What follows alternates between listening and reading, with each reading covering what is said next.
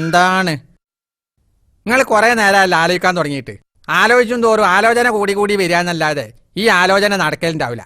അല്ല കുഞ്ഞാവാ, പെണ്ണ് ഗർഭിണിയാന്നൊക്കെ പറയുമ്പോ ഏതാ മാസോ? ഇത് ജൂണ്. പെണ്ണിനേതാ മാസോന്ന്? എന്താണ്, ഞമ്മക്ക് ജൂണാകുമ്പോ പെണ്ണിന് ജൂൺ തന്നെയല്ലേ?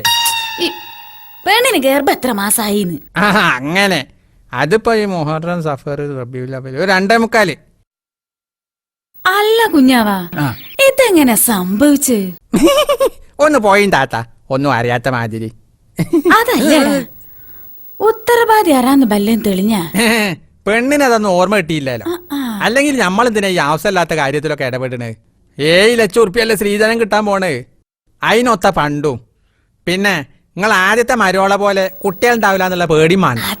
തെളിവ് സഹിതല്ലേ വന്ന് നിക്കണേ. കല്യാണം കഴിഞ്ഞാൽ പെണ്ണിന്റെ തന്ത സ്വത്തും മുതലും മുഴുവൻ പെണ്ണിന്റെ പേരിൽ എഴുതി വെക്കും ചെയ്യും പൊണ്ണൻ. നിങ്ങൾ ഇന്ന് തന്നെ ഗൾഫിൽ നവാസിനെ വിളിച്ചിട്ട് കാര്യം പോലെ പറയും. പെണ്ണിനുള്ള ഡിങ്കോ